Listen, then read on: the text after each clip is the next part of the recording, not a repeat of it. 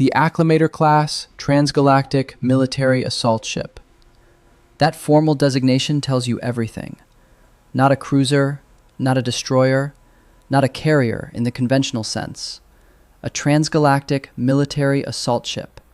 A vessel designed from its keel up to carry an army across the galaxy and put it on the ground fighting.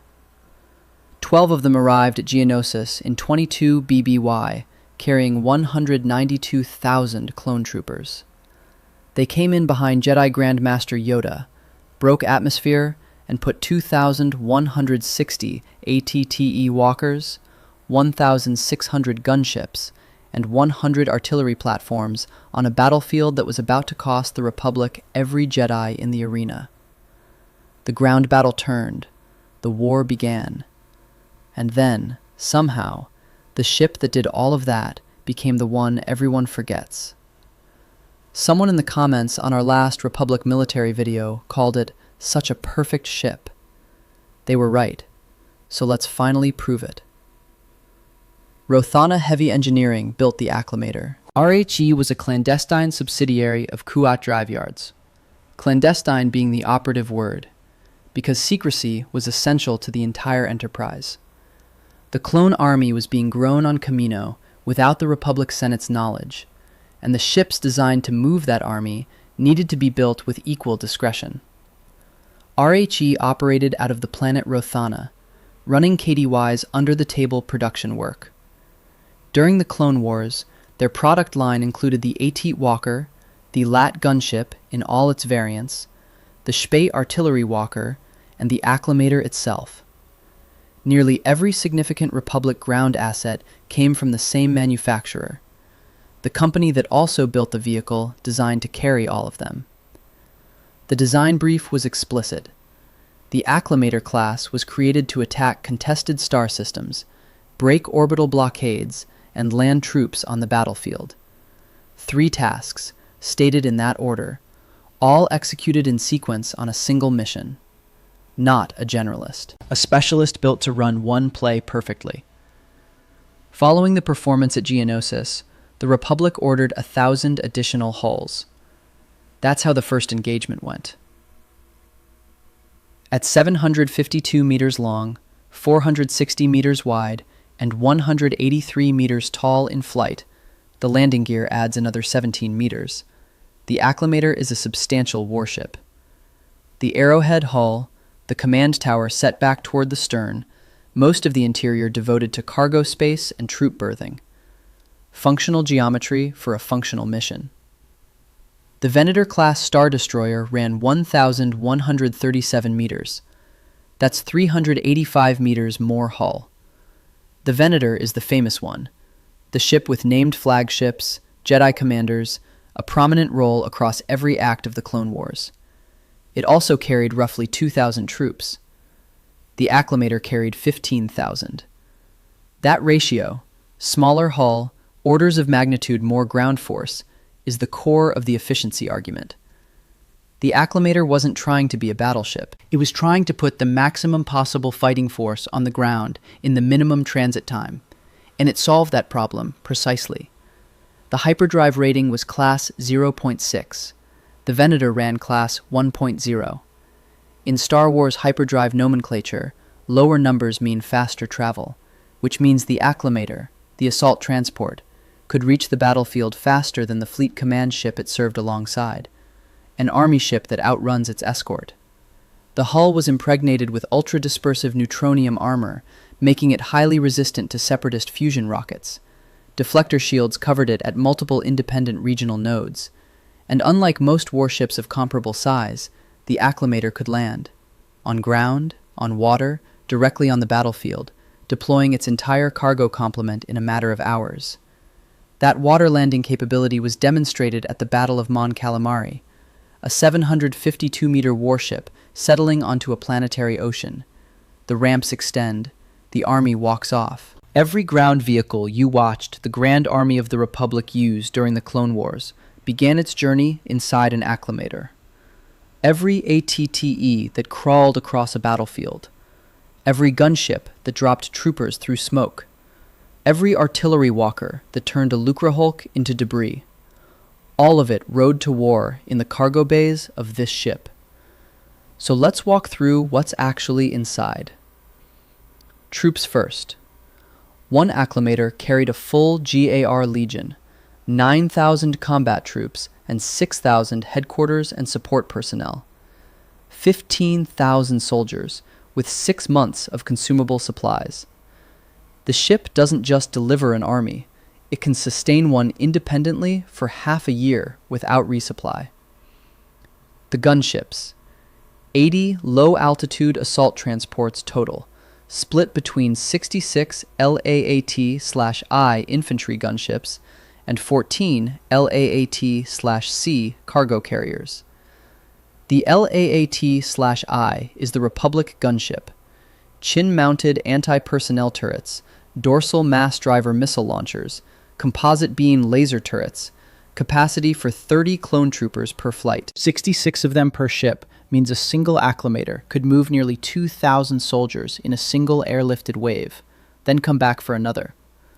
The LAAT/C variants handled the heavier equipment that couldn't be winched down from a gunship bay, including delivering ATTE walkers directly to contested ground before the Acclamator itself had completed its landing approach. The ATTEs, 48 per ship, the all-terrain tactical enforcer, 6 legs, a dorsal mass driver cannon, 6 laser cannons total, a crew of 7, and capacity for 20 clone troopers inside the hull. The ATTE was the Republic's primary heavy assault walker, the armored fist that broke separatist defensive lines, while LAAT/I gunships provided overhead cover. 48 of them per Acclamator means a single ship carried an armored regiment's worth of walking tanks. Notably, the ATTE also came from Rothana Heavy Engineering. The same factory that built the Acclamator built what rides inside it. The SPHA walkers, 36 per ship, the self-propelled heavy artillery. The SPHAT variant, the turbo laser configuration, was the platform that blasted the Separatist core ship's deflector shields at Geonosis and sent Lucrehulk-class battleships fleeing. It walked on 12 legs, couldn't be picked up by LAAT/C carriers due to its weight, and had to be deployed directly from a landed Acclamator. That's a key detail.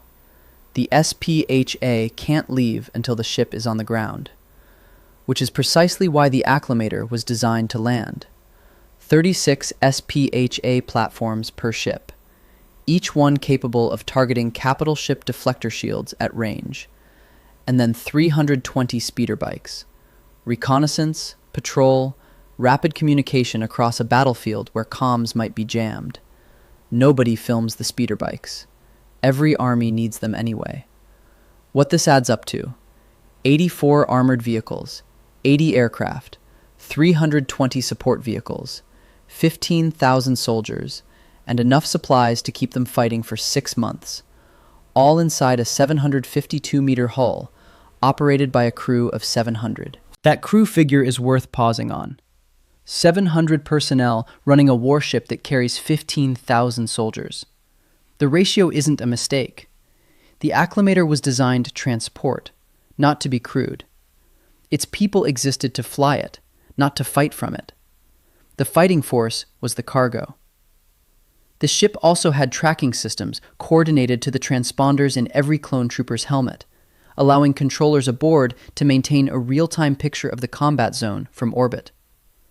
The Acclamator wasn't finished when it landed. It kept watching. In 22 BBY, 212 Jedi walked into a Geonosian execution arena. What they found was a separatist droid army that had been expecting them. Within minutes, the situation was catastrophic. The droids had numbers, position, and time. The Jedi had lightsabers and a dwindling supply of both.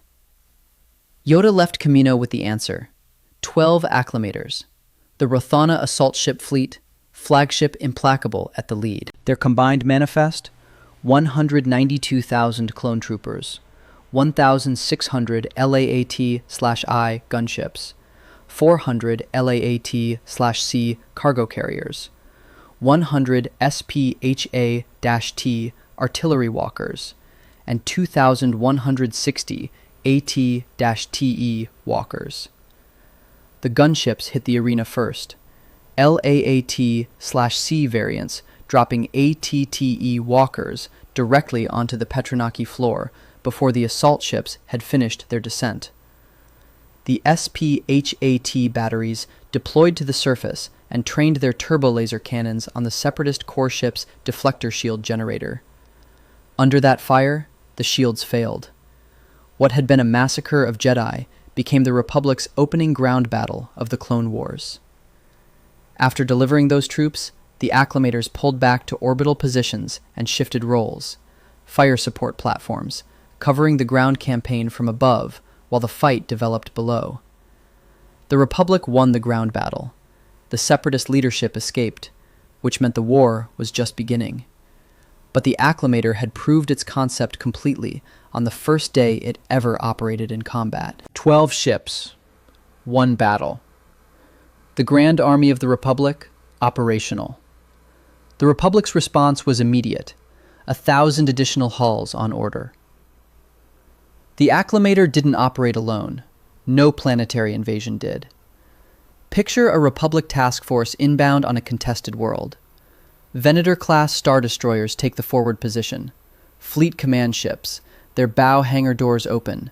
ARC-170s and V-19 Torrents already launching to contest the Separatist fighter screen. The Venator was designed for ship-to-ship combat. Its dual bridge towers housed both a helm command center and a dedicated starfighter command bridge. Its fighter complement existed to win the space battle. Behind that fighter screen, the Acclamators descend. They don't need the space battle to be finished. They need a gap in the orbital defenses the Venators created, and the Acclamators thread through, drop into atmosphere, and the sequence begins. LAAT/C gunships dropping AT-TEs.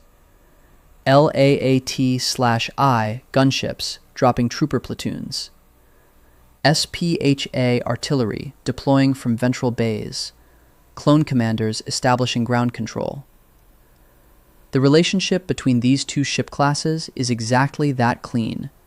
The Venator holds the sky, the Acclamator delivers the war. Neither could replace the other, and neither was designed to.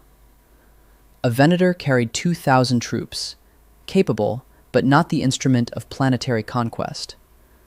The Acclamator carried 15,000 troops and 80 gunships, but its lighter armament meant it benefited from Venator turbolaser batteries covering the approach. The Second Battle of Geonosis documented the formula in operational numbers. 9 Acclamators and 6 Venators, commanded by Generals Kenobi, Ki-Adi-Mundi, Luminara Unduli, and Skywalker. The Venators engaged the Separatist fleet. The Acclamators descended to destroy the droid factory. The ratio worked. At Christophsis, 4 Acclamators deployed alongside 3 Venators under Admiral Wolf Yularen. At Ryloth, 3 Acclamators carried invasion forces after Skywalker's Venator fleet broke the orbital blockade. 1 Acclamator was hit during descent and went down. The other 2 adjusted and completed the landing. Obi-Wan Kenobi's Ghost Company, clearing the anti-air positions on the surface to allow it. At Umbara, 3 Venators and 3 Acclamators punched through the blockade together. Arquitens-class light cruisers rounded out these task forces as the escort element, designed to protect the flanks and command smaller independent groups. The doctrine, when it worked, was nearly irresistible. Space superiority first, surface delivery second, orbital fire support third. The Acclamator was the middle link in that chain, and nothing else in the Republic inventory could fill its role. Geonosis was the beginning, not the peak. The Acclamator-class served throughout the entire Clone Wars, appearing in engagements from the Outer Rim to the core systems. At Teth, Anakin Skywalker's Acclamator delivered Torrent Company for the assault on the Bomar Order Monastery, a wild space engagement in the opening weeks of the war. At Kamino, an Acclamator joined the 501st Legion's blockade to defend the cloning facilities when Grievous and Ventress launched their assault on the planet. At Sullust, one fought alongside Skywalker's fleet against Ventress's separatist force. At Seleucami, ground forces were deployed via Acclamator in the pursuit of Grievous after his escape. At Kiros, Naboo, and Umbara's shadow-lit ridgelines, wherever the Republic needed to put clone troopers on contested ground, Acclamators were in the formation. After the Clone Wars ended and the Empire rose in 19 BBY, Acclamator-class vessels transitioned into Imperial service. The Acclamator II class, a variant that began production at the war's end, traded most of the troop capacity, down to 3,200 from 15,000, for heavier orbital bombardment armament, designed for planetary suppression rather than planetary conquest. Both the original and the variant survived into post-war service. The original Acclamator I class was still flying during the Galactic Civil War. The New Republic's Barma battle group, commanded by General Hera Syndulla, included the Lodestar, an Acclamator-class vessel serving as Syndulla's flagship. The design that launched the Clone Wars was still in active service decades later. The standard dismissal of the Acclamator is that it's just a transport. The armament answers that. 12 quad turbolaser batteries, 6 forward-facing, 3 to port, 3 to starboard, plus 24 heavy laser cannons and 4 proton torpedo launchers. Point defense laser cannons ringed the hull. The neutronium armor dispersed energy weapons. The deflector shields operated at independent regional nodes, meaning localized damage didn't collapse the entire defensive envelope. More significantly, the armament supported orbital bombardment operations, precision surgical strikes, or, in extreme circumstances, a base Delta Zero, the protocol by which an orbital bombardment removes life from a planetary surface entirely. The Acclamator wasn't just the ship that delivered the army.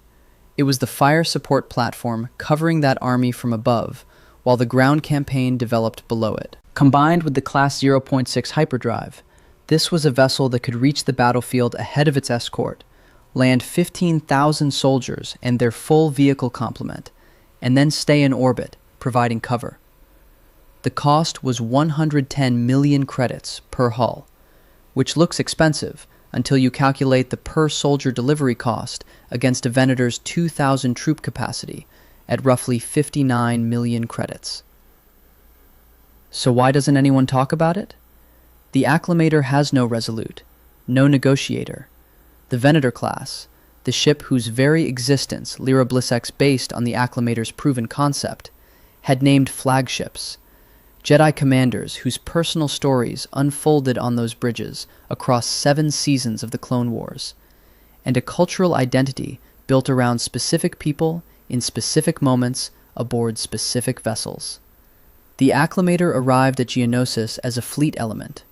The audience saw the ships descending, saw the gunships pouring out, saw walkers hitting the arena floor. No character stood in the Implacables bridge. No story arc built around any Acclamator crew. The ship served as setting, not subject. A warship earns its cultural identity in Star Wars by being the ship where something happened to someone the audience cares about. The Venator earned its place because named Jedi flew named flagships into named battles, and the audience experienced those battles from the command bridge. The Acclamator earned its significance by delivering the army that made all those battles possible, and then pulling back to orbit. That's a structural condition, not a failure of design. The ship that does the enabling work is always less visible than the ship where the hero stands. And here's the particular irony of the Acclamator's situation. The Venator, the ship that overshadowed it in the culture, was built because the Acclamator worked so well. The parent ship is less famous than its own derivative. The Republic hardware trilogy of the Clone Wars era breaks down cleanly. The ARC-170 starfighter fought for control of the sky, a 3-pilot heavy fighter that covered the Acclamator's approach and the Venator's flank. The Acclamator-class assault ship delivered the army to the ground and covered it from orbit. The Venator-class Star Destroyer commanded the space above it all, serving as fleet carrier, command platform, and the warship Lyra Blissix, built because she'd watched the Acclamator prove what a purpose-built assault ship could do. That Venator breakdown is coming. Someone in the comments asked directly when it would arrive, and the answer is soon. And it'll be the complete treatment the ship deserves. Because if the Acclamator is the vessel that delivered the war, the Venator is the ship that commanded the galaxy's response to it. For the Acclamator, the record is now complete. 700 crew, 15,000 soldiers, 48 ATTE walkers, 36 SPHA artillery platforms, 80 gunships, 320 speeder bikes, 6 months of supplies, and a Class 0.6 hyperdrive in a 752-meter hull that could land on water and have everything it carried fighting within hours of touchdown. Such a perfect ship. You were right. Subscribe if you want the Venator next.